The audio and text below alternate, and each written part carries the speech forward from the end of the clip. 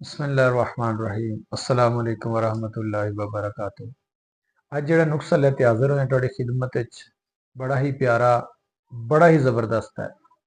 ਇਹ ਨੁਸਖਾ ਉਹਨਾਂ ਦੋਸਤਾਂ ਵਾਸਤੇ ਹੈ ਜਿਹਨੂੰ ਦਿਲ ਦਾ ਮਸਲਾ ਹੈ, ਦਿਲ ਦੇ ਵਾਲ ਬੰਦ ਹੈ, ਦਿਲ ਦੀ ਪ੍ਰੋਬਲਮ ਹੈ ਔਰ ਹੱਤਾ ਕਿ ਸਟੱਡ ਪਾਉਣ ਵਾਸਤੇ ਤਿਆਰ ਹੈ। ਡਾਕਟਰ ਨਾਲ ਉਹਨਾਂ ਦਾ ਮਸ਼ਵਰਾ ਹੋ ਚੁੱਕਾ ਹੈ, ਸਟੱਡ ਉਹਨਾਂ ਨੇ ਪਾਣੇ ਦੀ ਤਰੀਕ ਲੈ ਲਈ ਹੈ ਤੇ ਖੁਦਾਰਾ ਮੈਂ ਤੁਹਾਨੂੰ ਰਿਕੁਐਸਟ ਕਰ ਰਿਹਾ ਕਿ ਇੱਕ ਦਫਾ ਸਿਰਫ ਇੱਕ ਦਫਾ ਇਹ ਦਵਾਈ ਖਾ ਲਓ। ਬਸ ਤੁਸੀਂ ਦਵਾਈ ਜ਼ਿਆਦਾ ਨਹੀਂ 5 ਦਿਨ ਖਾਣੀ ਹੈ। 5ਵੇਂ ਦਿਨ ਬੱਲੇ ਜੋ ਦਵਾਈ ਪਈ ਹੈ ਤੁਸੀਂ ਸੁੱਟ ਦੇਵੇ। ਸਿਰਫ 5 ਦਿਨ ਤੁਸੀਂ ਦਵਾਈ ਖਾਣੀ ਹੈ, ਇਹਦਾ ਕੋਈ ਸਾਈਡ ਇਫੈਕਟ ਨਹੀਂ ਹੈ, ਕੋਈ ਕੁਝ ਨਹੀਂ ਹੈ ਔਰ ਇਨਸ਼ਾਅੱਲਾ 5 ਦਿਨਾਂ ਦੇ ਵਿੱਚ ਤੁਹਾਨੂੰ 10 ਸਾਲ ਦਾ ਵੀ ਦਿਲ ਦਾ ਮਸਲਾ ਹੈ ਨਾ, ਦਿਲ ਦੇ ਵਾਲਾਂ ਦਾ ਮਸਲਾ ਹੈ, ਸਟੱਡ ਪਵਾਉਣ ਵਾਸਤੇ ਤਿਆਰ ਨੇ। 5 ਦਿਨ ਦਵਾਈ ਖਾ ਲਓ, ਬਸ ਮੇਰੇ ਆਖੇ ਲੱਗ ਜਾਓ। ਤੁਹਾਡੀ ਜ਼ਿੰਦਗੀ 'ਚ ਬਾਹਰ ਨਾ ਆ ਜਾਵੇ ਤਾਂ ਫਿਰ ਕਵੇ ਤੁਹਾਡੇ ਪੈਸੇ ਵੀ ਬਚਣਗੇ, ਤੁਹਾਡਾ ਵਕਤ ਵੀ ਬਚੇਗਾ ਔਰ ਦੁਆਵਾਂ ਵੀ ਦੇਵੋਗੇ। ਨੁਸਖਾ ਬਹੁਤ ਹੀ ਪਿਆਰਾ ਹੈ ਔਰ ਨਿਰਾ ਇਹ ਨਹੀਂ ਕਿ ਇਹ ਦਿਲ ਦੇ ਵਾਲਾਂ ਵਾਸਤੇ ਹੈ, ਇਹ ਜੋੜਾਂ ਦੇ ਦਰਦ ਵਾਸਤੇ, ਇਹ ਯੂਰਿਕ ਐਸਿਡ ਵਾਸਤੇ, ਇਹ ਬੁਢਾਪੇ ਵਾਸਤੇ, ਮੋਟਾਪੇ ਵਾਸਤੇ। ਇਹ ਮੋਟਾਪੇ ਵਾਸਤੇ ਜਿਨ੍ਹਾਂ ਔਰਤਾਂ ਦਾ, ਜਿਨ੍ਹਾਂ ਮਰਦਾਂ ਦਾ ਪੇਟ ਕਾਫੀ ਲਟਕ ਚੁੱਕਾ ਹੈ, ਵਜ਼ਨ ਕਾਫੀ ਵੱਧ ਗਿਆ ਹੈ, ਇਹ ਉਹਦੇ ਵਾਸਤੇ ਹੈ। ਮੈਂ ਦਿਲ ਦੇ ਵਾਲਾਂ ਵਾਸਤੇ ਦੁਬਾਰਾ ਗੁਜ਼ਾਰਿਸ਼ ਕਰਨਾ ਕਿ ਸਿਰਫ 5 ਦਿਨ ਇਸਤੇਮਾਲ ਕਰੋ।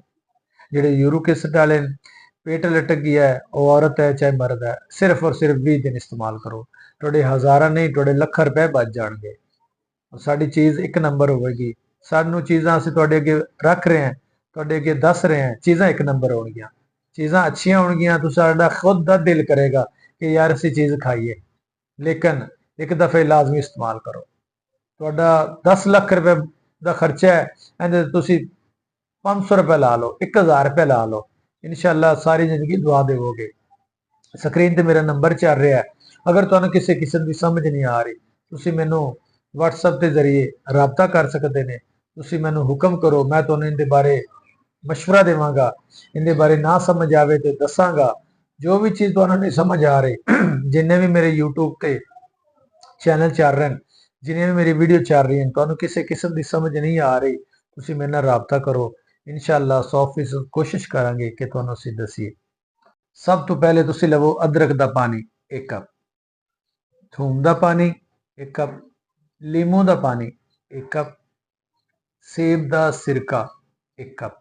ये कोई चीज़ां मुश्किल तो नहीं ने, बड़ियां आसान है। इन्हां नू चौवां चीज़ां नू तुसी लैते पानी लैते किसी भी खुले बर्तन जिंदे विच आपां चाय वगैरह बनाने, सालन वगैरह बनाने, उहदे च पाते अग ते रख दिओ। 10 तो 15 मिनट इहदे थल्ले अग बलन दिओ। उस बाद इहनूं थल्ले ला लो। उस तो बाद 2 कप इहदे शहद मिला लो। शहद अच्छा होवे, कैमिकल वाला शहद ना होवे, शहद अलग किस्म दा होवे। इहदे च शहद मिला लो। मजीद 5 मिनट फिर इहनूं अग ते रख दिओ। हल्का जिहा गाढ़ा हो जावे, इहनूं थल्ले ला लो। लो जी तुहाडी दवाई तैयार हो गई। दिल दे वालां वास्ते, दिल दे स्टड वास्ते, मोटापे वास्ते, यूरिक एसिड वास्ते, जोड़ां दे दर्द वास्ते तुहाडी दवाई तैयार है। इस टाइम इहनूं किसी भी डब्बे च पा लो, किसी भी चीज़ इन्हें महफूज कर लो। सुबह खाली मेदे सिर्फ 1 चम्मच तुसी लेना। सुबह खाली मेदे सिर्फ 1 चम्मच लेना है। मेरे दोस्तों, मेरे नाजरीन, इहदे च कोई चीज़ ऐसी है जो तुहानू परेशान कर रही हो, जो चीज़ ऐसी है जो तुहानू समझ ना आती हो, अदरक दा पानी, थूम दा पानी, लीमू दा पानी, सेब दा सिरका है। और इंशाअल्लाह तुसी खुद वेखोगे कि यार असीं 5 दिन इस्तेमाल कीती ते असीं हुण स्टैड नहीं पवावांगे। मजीद तुसी बेहतरी वास्ते इनू 10 दिन खा सकते हैं, इनू 20 दिन खा सकते हैं, 1 महीना खा सकते हैं। इनका कोई साइड इफेक्ट नहीं है। तुहानू कोई भी किसी भी होर बीमारी की तरफ नहीं ले जाएगी। हर बीमारी तो तुहानू बचावेगी। सब तो आसान और सब तो सस्ता तरीन है। तुहाडा टोटका तैयार हो गया, अपने घर दे विच तैयार हो गया। जो चीज़ की ना समझ आवे बंदा इन्हां चीज़ हाजिर है। स्क्रीन ते मेरा नंबर चल रहा है। वस्सलाम, जज़ाकल्लाह।